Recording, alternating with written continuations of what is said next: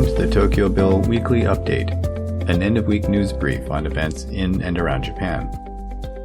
Today is November 2nd, 2024. A group of young people in Japan is suing 10 thermal power plant operators to reduce their CO2 emissions, citing the harmful effects of climate change on their human rights. The plaintiffs, in their teens and 20s, are demanding a 48% reduction in emissions by 2030 and a 65% reduction by 2035, in line with the United Nations Intergovernmental Panel on Climate Change goals. The companies argue that they are not legally bound by the IPCC targets and cannot be judged for potential illegal actions in the future. The plaintiffs stress the urgency of reducing emissions to protect their right to a safe environment. Halloween celebrations by costumers in Tokyo's Shibuya district were subdued due to measures to prevent overcrowding. A revised ordinance extended the alcohol ban year-round in certain areas. Posters stated, "No events for Halloween," and "No drinking on the street." The statue of Hachiko is to be covered temporarily, and convenience stores near Shibuya Station have suspended alcohol sales. Shinjuku District also implemented a ban on alcohol consumption. The bans do not carry penalties, but authorities are concerned about noise, traffic disruption, garbage, and safety, especially since the deadly Halloween crowd crush in Seoul in 2022. After the recent election in Japan, which saw a decline in support for Prime Minister Shigeru Ishiba's ruling coalition, the future government is uncertain. The ruling LDP and its coalition partner lost seats, while the opposition CDPJ gained ground but fell short of a majority. Ishiba's position as Prime Minister is precarious due to a scandal involving unrecorded donations to lawmakers. The LDP may need support from smaller parties such as the Democratic Party for the People, DPP, and Japan Innovation Party, JIP, to govern effectively, potentially leading to a more unstable political landscape in Japan. Cardinal-elect Tarcisio Isao Kikuchi, Archbishop of Tokyo, stressed the importance of continuity in the synodal approach of the Church under Pope Francis in the next papal conclave. He discussed the challenges of selecting a successor and emphasized the need for collaboration among voting cardinals. Kikuchi, part of the growing number of Asian cardinals, highlighted the significance of Global South Bishops' conferences and shared his missionary experiences. He also underscored the importance of clear diocesan boundaries in China and the relationships with Taiwan and the Filipino community in Tokyo for the Church in the region. The record for the latest snowcap formation on Mount Fuji in 2024 was broken on October 26th, but the mountain has yet to see its first snowfall. This will be the latest snowcap formation since record-keeping began 130 years ago, surpassing the previous record of October 26th set in 1955 and 2016. The delay in snowfall is attributed to higher temperatures. Each year, the first snowcap is confirmed from a meteorological office 40 kilometers away from Mount Fuji.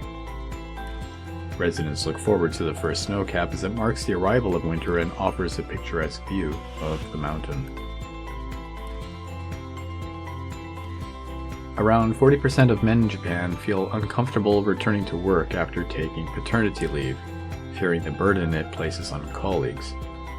Employers are urged to address staffing shortages and provide benefits for coworkers to support those taking paternity leave without hesitation.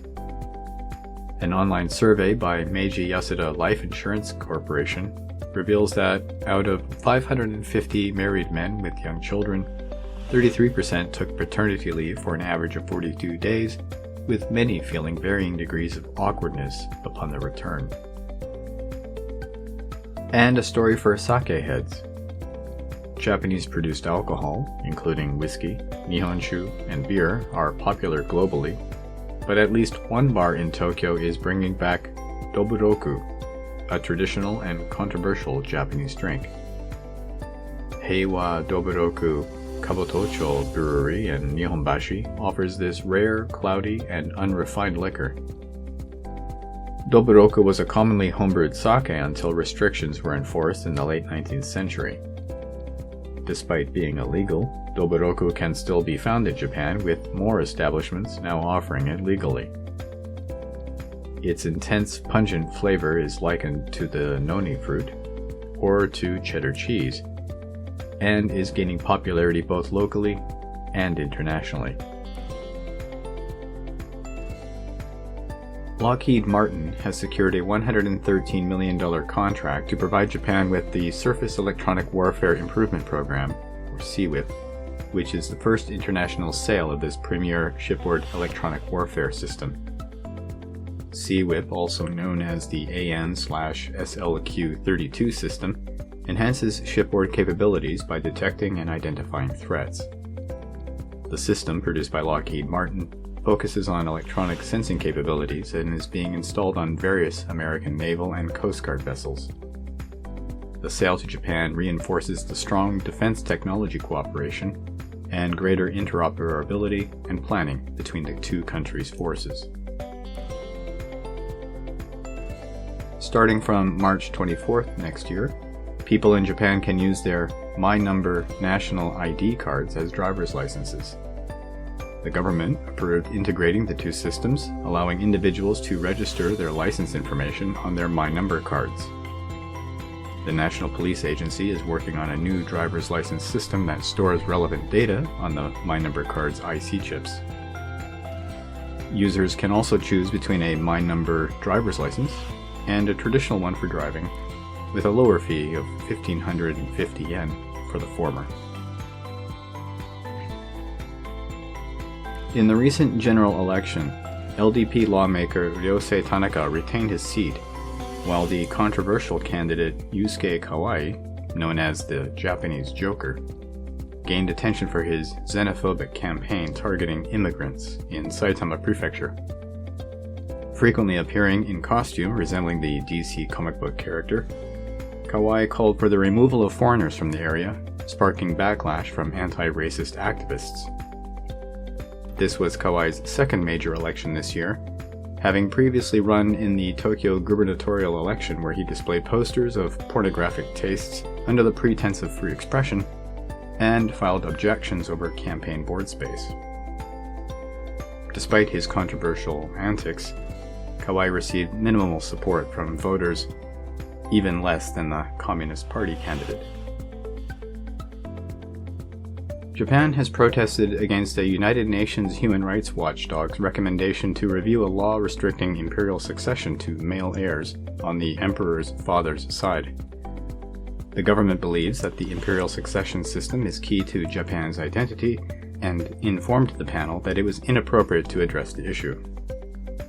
Japan has strongly objected to such recommendations in the past. Also included in the UN report was the urge for Japan to reconsider its requirement for married couples to have the same surname. Related to this, the government has said they will consider public opinion and parliamentary debate in responding to the report. A Japanese high court has ruled this week that the country's ban on same-sex marriage is unconstitutional, as it violates the right to equality under the Constitution, resulting in discriminatory treatment based on sexual orientation. While the court rejected awarding damages to the plaintiffs, it emphasized that laws should uphold individual dignity and gender equality. The government plans to review similar legal challenges in light of increasing social acceptance of same-sex relationships and differing court rulings on the ban's constitutionality. Japan remains the only G7 country without legalized same-sex marriage.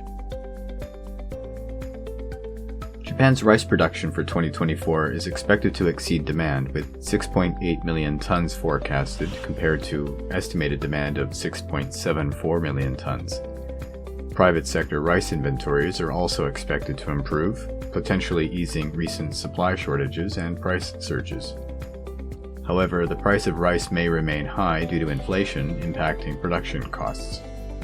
Demand is expected to decrease in the long term, despite recent growth attributed to slower price increases and increased consumption in restaurants. Experts warn of a potential downturn in demand due to the reversal impact of rising prices and increased demand this year. The decline of sockeye salmon in Lake Motosu, one of the Fuji 5 lakes, is being attributed to predation by invasive lake trout. The decrease in fish numbers has led to reduced revenue from fishing licenses. To address the issue, the Lake Motosu Fisheries Cooperative Association released only larger-sized fish-farmed salmon into the lake and cancelled the autumn fishing season. The prefectural government has banned the release of lake trout, and efforts are being made to eliminate the invasive species and protect the population of other trout species in nearby Lake Sai. Other prefectures have also implemented measures to prevent the spread of alien fish species. Japanese ex-convict and YouTube prankster Johnny Somali has recently faced controversy in South Korea. During a live stream, he was attacked on the street by a man, yet continued his broadcast with his head bandaged. Somali was previously convicted in Japan for disruptive behavior, and also caused uproar in Israel for harassing a female police officer. During his time in South Korea, Somali engaged in unruly behavior in public places, including playing obscene videos in public, throwing food in a restaurant, and other antisocial acts, leading to his being assaulted in the street. Local media reported mixed reactions from social media users, with some condemning the violence, others supporting it. Japan has tightened traffic regulations for bicycles with a revised road traffic law in effect. The new rules ban distracted cycling and impose stricter penalties for using mobile devices while riding, including up to 1 year in prison or a fine of 300,000 yen. Cyclists under the influence of alcohol face penalties if their breath alcohol level exceeds 0.15 milligrams per liter. Mopeds that have both pedals and motor engines are now classified as motorbikes. The National Police Agency reports over 49,000 bicycle-related accidents this year, with 126 attributed to distracted cycling. North Korea claimed to have test-fired a new intercontinental ballistic missile called the Hwasong-19, with leader Kim Jong-un expressing satisfaction at the successful test. The missile was fired towards the Sea of Japan, reaching a maximum altitude of 7,700 kilometers and flying a distance of 1,000 kilometers. The test showcased North Korea's advanced missile capabilities, with the Hwasong-19 being a solid fuel missile that enhances preemptive strike and retaliatory capabilities. Kim stated that North Korea will continue to strengthen its nuclear forces, emphasizing its commitment to defending the country. The launch of the ICBM coincided with the upcoming presidential election in that country. That brings us to the end of news items for the week ending November 2nd. These stories and more you can read at theTokyoBill.com. I've been, and remain, Tokyo Bill. Thank you for listening, and take care.